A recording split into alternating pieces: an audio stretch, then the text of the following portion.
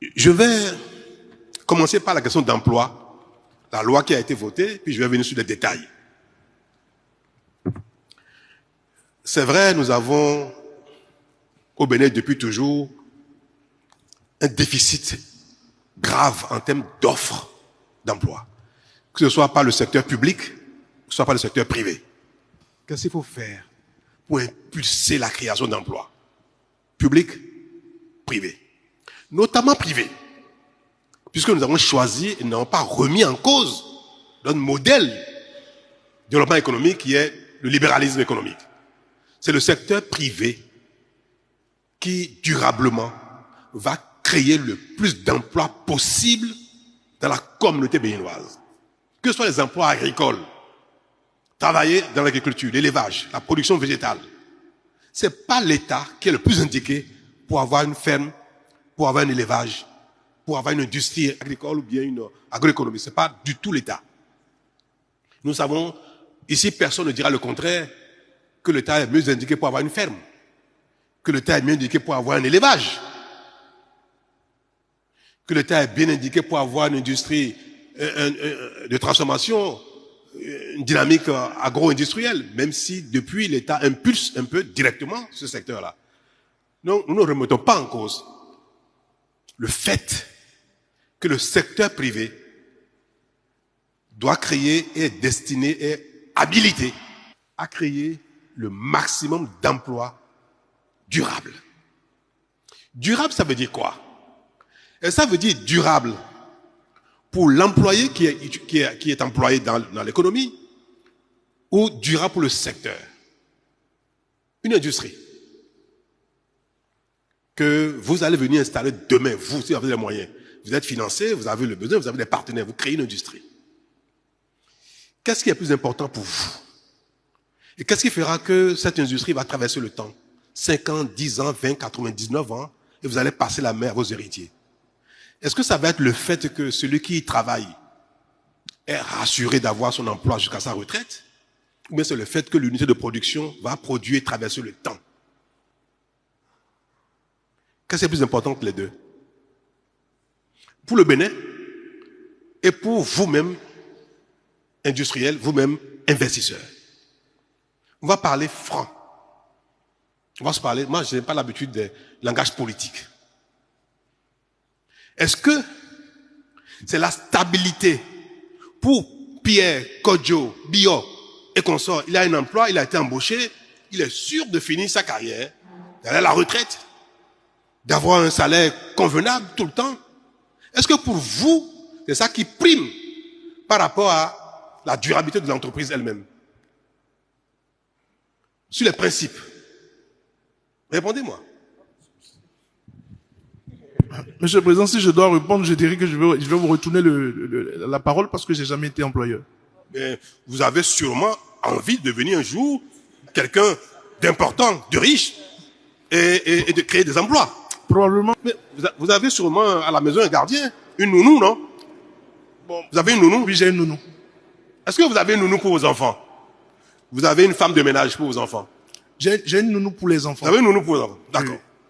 Oui. Pour vous, qui payez la nounou, qu'est-ce qui est plus important pour vous? Est-ce que c'est le fait que la nounou soit là pour 20 ans, 50 ans, par son salaire? Ou bien c'est le fait que votre femme, vos enfants, aient le meilleur service de nounou? Qu'est-ce qui prime pour vous? Par rapport à votre nounou, par rapport à votre chauffeur, qu'est-ce qui prime? Je n'y ai pas pensé. Je n'y avais pas pensé. Non, je n'y ai pas pensé. Non, je n'y ai pas pensé. Je n'y avais pas pensé. Oui, non, mais je n'y ai pas pensé. Ne pas penser à ça. Non, je n'y ai pas pensé, Monsieur le Président. En fait, il a répondu à la question.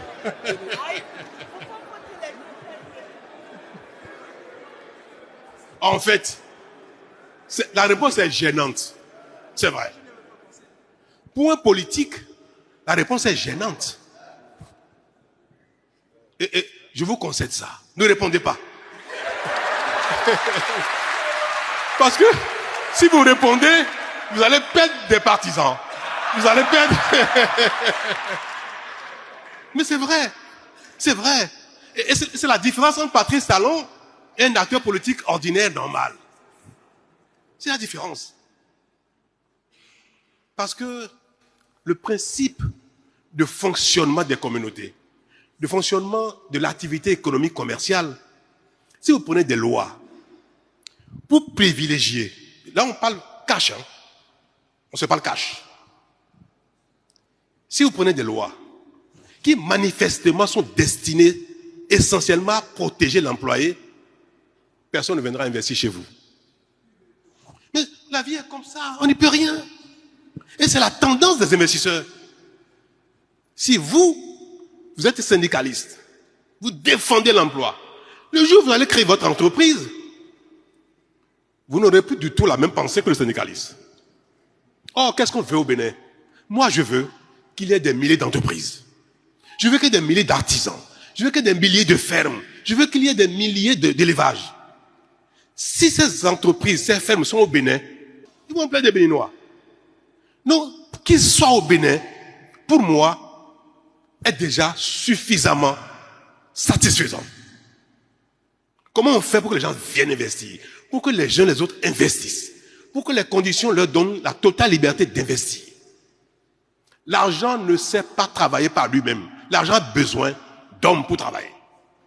Si l'argent vient, si l'entreprise est créée, si ce n'est pas Bio qui travaille, ce sera Jacques, ce sera Pierre, ce sera Kodjo. Quelqu'un travaillera dedans. Je veux que globalement, il y ait des millions d'emplois au Bénin. Alors vous me direz que oui, mais si on continue comme ça, les investisseurs vont utiliser les gens à leur payer rien du tout. De sorte que tout le monde sera des pauvres employés. C'est ça la question que ça appelle. C'est bon qu'il y ait des emplois, mais est-ce qu'il faut que des emplois où tout le monde soit de la misère? Pour que les employés n'aient rien du tout. Ça, c'est pas bon. Et en fait, et je vais continuer. Quand il y a l'emploi, qu'est-ce qui permet également à l'entreprise de traverser le temps? Si les employés ne sont pas satisfaits, s'ils ne sont pas contents, ils ne resteront pas. Si vous maltraitez votre chauffeur, si vous maltraitez votre nounou, si vous le payez mal, vous ne l'avez pas bien, si dans le pays, nous sommes dans un environnement dynamique où il y a des emplois partout, les gens cherchent des chauffeurs partout, cherchent de nous partout, elle partira, votre chauffeur partira également. Donc quand on crée l'environnement qu'il faut, cet environnement oblige même les uns les autres à être performants en termes de conditions de travail. Donc, ce qui permet de résoudre le problème de la durabilité, du confort de travail, c'est encore si l'environnement est suffisamment dynamique et a créé beaucoup d'emplois. Plus il y a d'emplois, plus il y a une compétition entre les employeurs. Est-ce que vous comprenez ça? Plus il y a d'offres d'emploi, plus on fait la cour aux gens pour venir travailler. Quand il n'y a pas assez d'emplois, la loi peut être faite n'importe comment, l'employé sera maltraité. Donc, en définitive, la seule solution qui permet de régler la vie de l'entreprise, la durabilité, son parcours dans le temps et en même temps le confort des travailleurs, c'est qu'il y ait un grand nombre d'offres d'emploi, de sorte que le nombre d'emplois, de demandeurs d'emploi soit même inférieur ou à peu près équilibré avec le nombre d'offres d'emploi. Toutes les lois, toute notre stratégie doit être dans ce sens-là. Faire tout ce qu'il faut pour qu'il y ait des milliers d'offres d'emploi, d'entreprises sur le territoire. Ça suffit. Le reste là, on n'a même plus besoin de légiférer. Pourquoi la plupart des pays socialistes communistes sont tombés? Pourquoi? Pourquoi les pays communistes ne sont pas devenus les puissances du monde? Ils sont tombés les uns après les autres. Parce que le modèle est trop social. Regardez aux États-Unis. Ils sont dans le plein emploi. Les États-Unis, c'est le pays où il y a le moins de lois qui protègent l'emploi. Ils sont dans le plein emploi. Le taux de chômage est très faible. Tout le monde part de partout pour aller travailler là-bas. C'est pour ça que j'ai dit un mot que j'assume. Je dis, je préfère déréguler l'emploi pour créer des emplois que de réguler l'emploi pour n'en créer point. Les textes ne nous serviront à rien s'ils sont beaux, extraordinaires, protègent socialement les gens, mais en face, il y a 0 offre d'emploi. Moi, j'ai à cœur de faire travailler les jeunes. J'ai à cœur de créer un environnement dans lequel il y a de l'emploi pour les uns et les autres.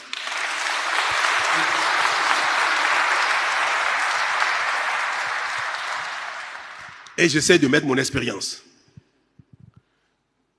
un peu mes connaissances, au service de mon action dans la charge. Est-ce que j'ai de plus que vous? Et vous l'avez confessé tout à l'heure. Vous voulez accéder au pouvoir politique. Vous voulez créer des emplois.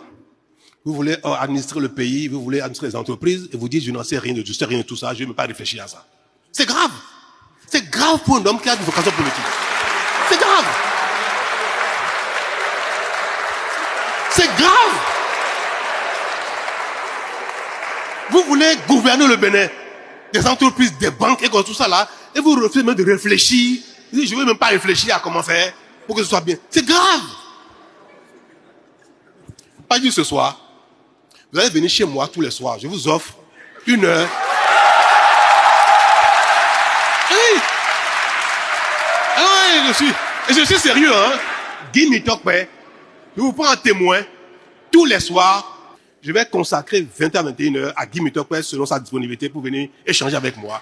On va travailler avec ça. Tous les